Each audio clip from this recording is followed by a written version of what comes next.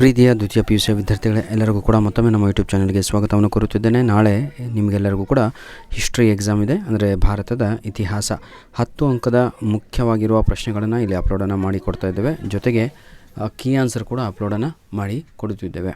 ದಯವಿಟ್ಟು ಇದನ್ನು ಉಪಯೋಗಿಸಿಕೊಳ್ಳಿ.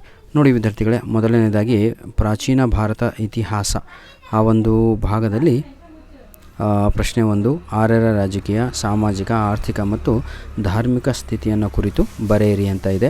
ಮೊದಲಿಗೆ ತಾವುಗಳು ಎಲ್ಲ ಪ್ರಶ್ನೆಗಳಿಗೂ ಪೀಠಿಕೆಗಳನ್ನು ಬರೀಬೇಕು. ಆ ಪೀಠಿಕೆಗಳನ್ನು ನೋಡಿದಿರಿ. ಈಗ ನಂತರದಲ್ಲಿ ಆರ್ಯರ ರಾಜಕೀಯ ಯಾವ ರೀತಿಯಾಗಿತ್ತು ಅದರ ಬಗ್ಗೆ ಬರೆಯಿರಿ. ಪ್ರಶ್ನೆಗೆ ಅನುಗುಣವಾಗಿ ತಮ್ಮ ಉತ್ತರ ಪರ್ಫೆಕ್ಟಾಗಿ ಇರಬೇಕು. ಆವಾಗ ಮಾತ್ರ ನಿಮಗೆ ಎಲ್ಲರಿಗೂ 10ಕ್ಕೆ 10 ಅಂಕಗಳು ಸಿಗುತ್ತೆ. ನೆಕ್ಸ್ಟ್ ಆರ್ಯರ ಸಮಾಜದ ಬಗ್ಗೆ ಬರೆಯುವಂಥದ್ದಾಗಿರುತ್ತೆ, ತಾವುಗಳು ನೋಡ್ಬೋದು.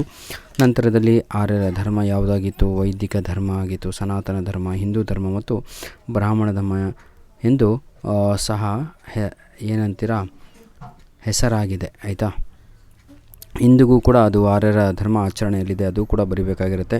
ಇವತ್ತು ಯಾವ ಒಂದು ಪರಿಸ್ಥಿತಿನಲ್ಲಿದ್ದಾರೆ ಅದನ್ನು ಬರಿಬೇಕು. ನೋಡಿ, ಆರ್ಥಿಕ ಸ್ಥಿತಿ ಯಾವ ರೀತಿಯಾಗಿದೆ, ಎಕನಾಮಿಕಲ್. ಆಯಿತಾ, ಎಕನಾಮಿಕಲ್ ಅವರು ಭಾಳ ವೀಕ್ ಆಗಿದ್ದಾರೋ ಅಥವಾ ಸ್ಟ್ರಾಂಗ್ ಆಗಿದ್ದಾರೋ ಬರಿಬೇಕಾಗಿರುತ್ತೆ. ಇಲ್ಲಿಗೆ ಸಂಪೂರ್ಣವಾಗಿ ಅದು ಮುಗಿಯುತ್ತೆ. ಈಗ ಎರಡನೆಯ ಪ್ರಶ್ನೆಯನ್ನು ಕೊಡುತ್ತಿದ್ದೇವೆ. ಅದು ಬುದ್ಧನ ಜೀವನ ಮತ್ತು ಬೋಧನೆಗಳ ಚಿತ್ರಿಸಿ ಅಂತ ಇದೆ. ಬೋಧನೆಗಳನ್ನು ಚಿತ್ರಿಸಿ, ಇಂಪಾರ್ಟೆಂಟ್ ಆಗಿರುವಂತಹ ಪ್ರಶ್ನೆಗಳು. ಮೊದಲಿಗೆ ತಾವುಗಳು ಬೌದ್ಧ ಧರ್ಮದ ಸ್ಥಾಪಕ ಅನ್ನೋದನ್ನು ಬರೆದುಬಿಟ್ಟು ಅವರ ಜೀವನ ಯಾವ ರೀತಿ, ಜನ್ಮಸ್ಥಳ, ತಂದೆ, ಹೆಂಡತಿ, ಹೌದಲ್ವಾ, ಮಗ, ಇದೆಲ್ಲ ಬರೆದು ಮಹಾಪರಿತ್ಯಾಗ ಅಂದರೆ ಏನು ಅದರ ಬಗ್ಗೆ ಬರೀಬೇಕಾಗತ್ತೆ ಮೊದಲಿಗೆ. ಆಯಿತಾ, ನಂತರದಲ್ಲಿ ಜ್ಞಾನೋದಯ ಅದ್ರ ಬಗ್ಗೆ ಬರೀರಿ. ನಂತರದಲ್ಲಿ ಧರ್ಮಚಕ್ರ ಪರಿವರ್ತನ ಅದ್ರ ಬಗ್ಗೆ ಬರೀರಿ. ನಂತರದಲ್ಲಿ ಮರಣ ಅದ್ರ ಬಗ್ಗೆ. ಬುದ್ಧನ ಬೋಧನೆಗಳು 3 ಭಾಗಗಳಾಗಿ, ಒಂದು ಮೂಲಭೂತ ತತ್ವಗಳು, ಆರ್ಯ ಸತ್ಯಗಳು, ಅಷ್ಟಾಂಗ ಮಾರ್ಗಗಳು, ಇದ್ರ ಬಗ್ಗೆ ಎಲ್ಲ ಬರೀಬೇಕಾಗುತ್ತೆ. ಭಾಳ ಈಸಿಯಾಗಿರುತ್ತೆ. ಆಯಿತಾ, ಇದನ್ನು ನಾನಿಲ್ಲಿ ಕ್ರಾಸ್ ಹಾಕಿದ್ದೀನಿ, ನೀವು ತಾವುಗಳು ಹಾರಿಜೆಂಟಲ್ ಆಗಿ ಬರೆದ್ರೆ ಇದು ಆನ್ಸರ್ ಉದ್ದ ಆಗುತ್ತೆ ಅಷ್ಟೇ. ಈಗ 3ನೇ ಪ್ರಶ್ನೆಯನ್ನು ನೀಡುತ್ತಿದ್ದೇವೆ. ಅಶೋಕನ ಜೀವನ ಹಾಗೂ ಸಾಧನೆಗಳನ್ನು ವಿವರಿಸಿ ಅಂತ. ಇದಕ್ಕೂ ಕೂಡ ಫುಲ್ಲಾಗಿ ಆನ್ಸರನ್ನು ತಾವುಗಳು ನೋಡ್ಬೋದು. ಅಶೋಕ ಮೌರ್ಯರಲ್ಲಿ ಶ್ರೇಷ್ಠ ಅರಸನಾಗಿದ್ದಾನೆ ಮತ್ತು ಪ್ರಪಂಚದ ಶ್ರೇಷ್ಠ ಅರಸರಲ್ಲಿ ಒಬ್ಬ. ಶಾಸನಗಳಲ್ಲಿ ಅವನನ್ನು ದೇವಾನಪ್ರಿಯ ಮತ್ತು ಪ್ರಿಯದರ್ಶಿ ಎಂದು ಹೆಸರಿಸಲಾಗಿದೆ.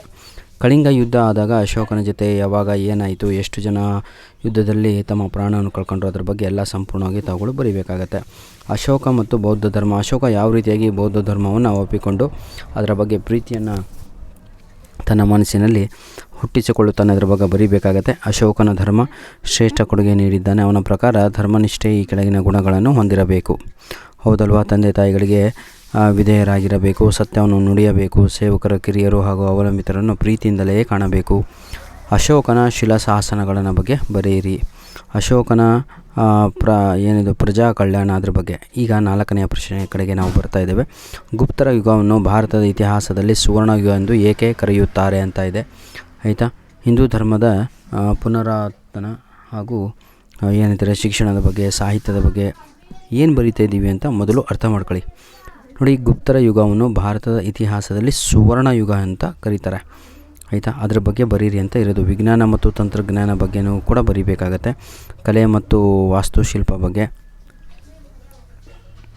ಗುಪ್ತ ಚಿತ್ರಕಲೆ ಪ್ರೋತ್ಸಾಹ ನೀಡಿದವರು. ಈಗ 5ನೆಯ ಪ್ರಶ್ನೆ ನೀಡ್ತಾ ಇದ್ದೇವೆ ಇಲ್ಲಿ. ಇಮ್ಮಡಿ ಪುಲಕೇಶಿಯ ಸಾಧನೆಗಳನ್ನು ವಿವರಿಸಿ ಅಂತ ಇದೆ. ಹೌದಲ್ವಾ, ಇಮ್ಮಡಿ ಪುಲಕೇಶಿಯ ಸಾಧನೆಗಳನ್ನು ವಿವರಿಸಿ. ಇವರು ಪಾಯಿಂಟ್ ವೈಸ್ ಎಲ್ಲ ಬರೆದಿದ್ವಿ, ನೆನಪಿರಲಿ ನಿಮಗೆ ಅಂತ ಎಕ್ಸಾಮಲ್ಲಿ ಅಷ್ಟೇ, ಮತ್ತೇನೂ ಇಲ್ಲ ವಿದ್ಯಾರ್ಥಿಗಳೇ. ಆದಷ್ಟು ಜಾಸ್ತಿ ಬರೀಬೇಕಾಗಿರುತ್ತೆ. ನರ್ಮದಾ, ಮೈಸೂರು, ಬಂಗಾಳ ಕೊಲ್ಲಿ, ಅರಬ್ಬಿ ಸಮುದ್ರ. ಈಗ ನಾವು ಕ್ವಶನ್ ನಂಬರ್ 6ಕ್ಕೆ ಹೋಗ್ತಾ ಇದ್ದೀವಿ. ರಾಷ್ಟ್ರಕೂಟರ ಸಾಂಸ್ಕೃತಿಕ ಕೊಡುಗೆಗಳನ್ನು ವಿವರಿಸಿ ಅಂತ. ಆದಷ್ಟು ಬ್ಲೂ ಪ್ರಿಂಟ್ ಪ್ರಕಾರ 2025-26 ಏನು ಅಕಾಡೆಮಿಕ್ ಇಯರಿಗೆ ಕೊಡಲಾಗಿದೆಯೋ ಆದಷ್ಟು ಆ ಒಂದು ಬ್ಲೂ ಪ್ರಿಂಟನ್ನು ಆಧಾರವಾಗಿ ಇಟ್ಕೊಂಡೆ ನಾವು ಇಲ್ಲಿ ಕ್ವಶನ್ಸ್ಗಳನ್ನು ಪ್ರಿಪೇರ್ ಮಾಡಿರುವಂಥದ್ದಾಗಿರುತ್ತೆ. ಈ ಒಂದು ನಾವು ಅಂದರೆ ನಾನಲ್ಲ ಸರ್, ಈ ಒಂದು ಆಯಿತಾ ರೆಡಿ ಮಾಡಿದವರು. ಈಗ ನಮ್ಮದು ಒಂದು ಭಾಗ ಮುಗೀತು. 2ನೆಯ ಭಾಗವನ್ನು ನೋಡೋಣ. ಯಾಕಂದರೆ 10 ಅಂಕದ ಪ್ರಶ್ನೆಗಳನ್ನು ಅವರು ಟೋಟಲಾಗಿ 3 ಆಗಿ ಡಿವೈಡ್ ಮಾಡಿದ್ದಾರೆ. ಅಲ್ಲಿ ಮಾತ್ರ 10 ಅಂಕದ ಪ್ರಶ್ನೆಗಳು ಬರ್ತವೆ. ಸೆಕೆಂಡ್ ಪಾರ್ಟಲ್ಲಿ ಮಧ್ಯಕಾಲೀನ ಭಾರತದ ಇತಿಹಾಸ ಅಂತ ಇದೆ. ಹೌದಲ್ವ, ಮಧ್ಯಕಾಲೀನ ಭಾರತ ಇತಿಹಾಸದಲ್ಲಿ ಕ್ವಶನ್ ನಂಬರು 1 ನೋಡ್ಬೋದು. ಮೊಹಮ್ಮದ್ ಬಿನ್ ತುಘಲಕ್ ಆಡಳಿತ ಪ್ರಯೋಗಗಳನ್ನು ವಿಮರ್ಶಾತ್ಮಕವಾಗಿ ವಿವರಿಸಿ ಅಂತ ಇದೆ. ತುಘಲಕ್ ಸಂತತಿ ಪ್ರಸಿದ್ಧ ಸುಲ್ತಾನ ಮತ್ತು ತನ್ನ ಆಡಳಿತ, ಸೈನಿಕ ಮತ್ತು ಇದನ್ನೆಲ್ಲ ಬರೀರಿ. ರಾಜಧಾನಿ ಬೆಳವಣಿಗೆ, ದೆಹಲಿಯ ದೇವಗಿರಿಗೆ ಸಂಕೇತ ನಾಣ್ಯ ಚಲಾವಣೆ ಆಗಿರ್ಬೋದು. ನಂತರದಲ್ಲಿ ಅಕ್ಬರ್ ಜೀವನ ಮತ್ತು ಸಾಧನೆಗಳನ್ನು ವಿವರಿಸಿ ಅಂತ ಎರಡನೆಯ ಪ್ರಶ್ನೆ ಈ ಒಂದು ಭಾಗದಲ್ಲಿ. ಮುಘಲ್ ಸಾಮ್ರಾಜ್ಯ ಬಗ್ಗೆ ಬರೀಬೇಕು ಪೀಠಿಕೆಯಲ್ಲಿ, ಅವರ ಸಾಧನೆಗಳ ಬಗ್ಗೆ ಬರೀಬೇಕಾಗತ್ತೆ.